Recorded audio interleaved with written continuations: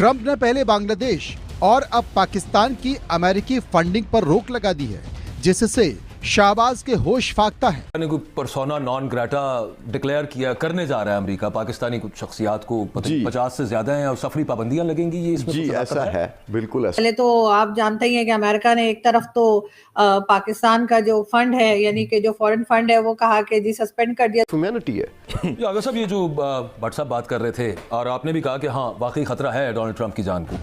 President Trump ने 90 दिन के लिए तमाम फॉरेन नेशंस को एड जो है फाइनेंशियल एड बंद कर दिया है।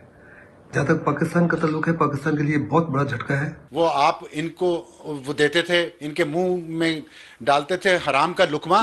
पाकिस्तान का तो अमेरिका के साथ एड लेने का कोई अभी की तो बात है नहीं, ये तो हमेशा का अटूट अंग है, रिश्ता चलता है। जापानी कह रहा है यार ये कैसा भीख मांगने का तरीका है, कह रहा है बॉस दिस इज लाहौरी तरीका। इन लोगों ने बोला था कि दूध और शहद की नहरें बहेंगी पाकिस्तान में।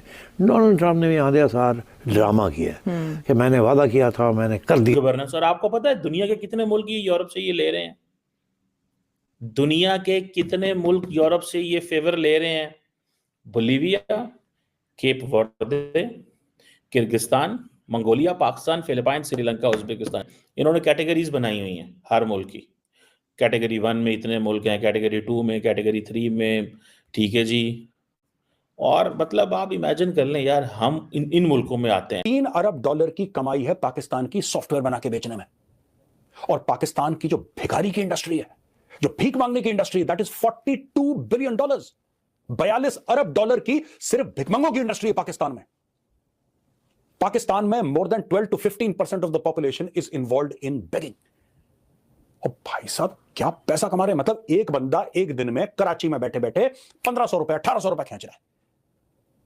इसके पूरे बेगिंग के सिंडिकेट्स बन चुके हैं पाकिस्तान में। वीजे लगाते हैं, टिकट लेते हैं, बोलते हैं। तो दोस्तों, पाकिस्तान जो अमेरिका और अन्य देशों से पैसे लिया करता था और कहता था कि हमारे यहाँ अच्छी शिक्षा व्यवस्था नहीं है, अच्छे हॉस्पिटल नहीं है, उस पर अमेरिका ने रोक लगा दी है। अमेरिका जो पाकिस्तान, बांग्लादेश और अन्य जो गरीब कंट्री है उनको एड के रूप में भीख देता था, उसको डोनाल्ड ट्रंप ने बंद कर दिया है। डोनाल्ड ट्रंप का कहना है कि इन पैसों का उपयोग पाकिस्तान अच्छे काम के लिए नहीं बल्कि आतंकवाद फैलाने के लिए करता है। तो क्या रिएक्शन है पाकिस्तानी मीडिया का इसके बारे में, चलिए देखते हैं। बहुत से प्रोजेक्ट्स हैं यूएस एड के, लड़कियों के लिए जो लड़कियों की तालीम है उसके लिए प्रोजेक्ट्स हैं, वर्किंग वुमेन के लिए प्रोजेक्ट्स जो हैं। आपको पता है जिस तरह आपने कहा कि खास तौर पर क्योंकि वेलफेयर के लिए ज्यादा प्रोजेक्ट्स ही होते हैं।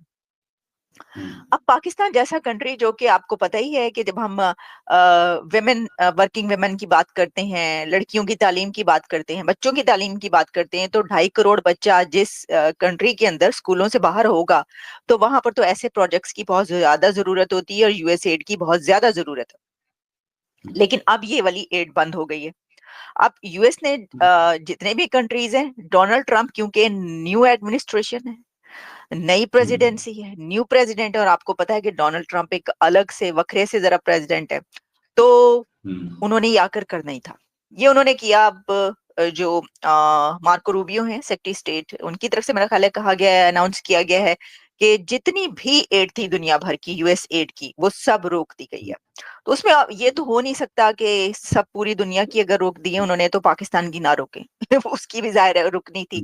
तो इस तरीके से ये जो है एड रुकी है, लेकिन इम्पैक्ट है, बिल्कुल है। जैसा मैंने कहा कि खास तौर पर यूएस एड के जो प्रोग्राम्स होते हैं वो चैरिटेबल आप कह सकते हैं, यानी इस तरीके से कि ज्यादा ऐसे लोग उसके से फायदा उठाते हैं। एक तो ये कि गवर्नमेंट्स भी फायदा उठाती हैं। देखिए करप्शन जहां पर होती है जिस कंट्री में, वहां पर इस तरह का पैसा बहुत ज्यादा उसमें खांचा भी लगाया जाता है, ठीक है ना। अब ऐसा नहीं है, पाकिस्तान का तो अमेरिका के साथ एड लेने का कोई अभी की तो बात है नहीं, ये तो हमेशा का अटूट अंग है, रिश्ता चलता है एड का अमेरिका की और पाकिस्तान के साथ।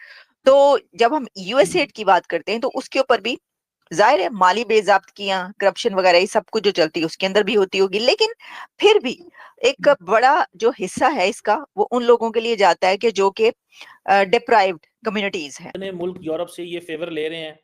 बोलीविया, केप वर्दे, Kyrgyzstan, Mongolia, Pakistan, Philippine, Sri Lanka, Uzbekistan. चलो इतने से मुल्क हैं, इतने से मुल्क हैं जनाब।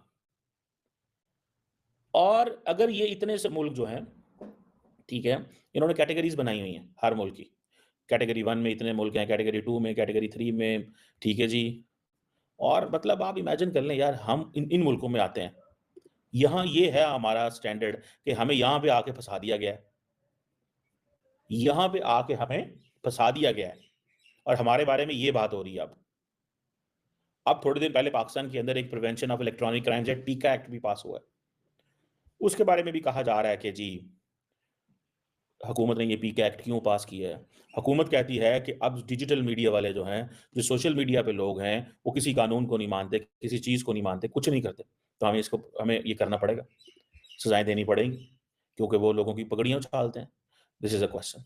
लेकिन ऑन द कॉन्ट्रेरी लोग ये कहते हैं, अब ये जो डेलीगेशन यूरोपियन यूनियन से है, देखिए ये है फर्क पाकिस्तान और भारत का, कि भारत को इस तरह की कोई यूरोपियन यूनियन चीज नहीं कह सकता, क्योंकि यूरोपियन यूनियन कहती है कि जो पाकिस्तान के अंदर मिलिट्री कोर्ट्स ने सजाएं दी हैं वो वापस ली जाएं, मिसाल के तौर पे, या ना दें। आपको याद हो, उससे हमें ये समझ आ रही है कि जो बाइडन तो जाते जाते मिसाइल प्रोग्राम पर भी पाबंदियां लगा के, अब ट्रंप आ गए हैं तो ट्रंप की जो सूरत हाल है वो मजीद पाबंदियां सख्त होती देख रहे हैं। आप ये कह रहे हैं? आप जो हालात जिस तरफ जा रहे हैं, जो फुटप्रिंट हमने बना दिया, बाइडन एडमिनिस्ट्रेशन ने एक फुटप्रिंट बनाया है, और वो वहाँ पे मतलब जो तब्दीली आई है अमेरिका में, इससे अमेरिका तो तब्दील हो रहा है, दुनिया भी बदलेगी, लेकिन पाकिस्तान के मसाइल बढ़ गए और हमारी बदकिस्मती है कि हमने फेलियर किया है, अटर फेलियर है हमारा। मैं इस पे मैं मोहसिन नकवी साहब के वहाँ जाने से, और फॉरेन ऑफिस कहते हैं हमारे रिप्रेजेंटेटिव नहीं है, अब जिनके हैं उनकी तरफ से वहाँ पे गए हैं, तो कोई वैसे तो ये पूछना सवाल एक रिटोरिकल क्वेश्चन है, लेकिन देखिए मेरी इतला के मुताबिक उन्हें शायद समन किया गया है और ये भी कहा गया कि वो आफिया सदीकी के लिए गए हैं और उसको रिहाई दिलाएंगे। और फिर वहाँ जो ब्लंडर्स हुए वो आपको, मेरा ख्याल है कि मेरी इस पिछली जुमले को, स्टेटमेंट को वैलिडेट करेंगे कि पाकिस्तान की फॉरेन पॉलिसी का कोलेटरल डैमेज है। आपके फेडरल मिनिस्टर हों और वो भी वज़ीर दाखिला, वो अमेरिका में हों, वहाँ पे पाकिस्तान का सफारती अमला है, एम्बेसडर मौजूद है, कौंसल जनरल मौजूद है।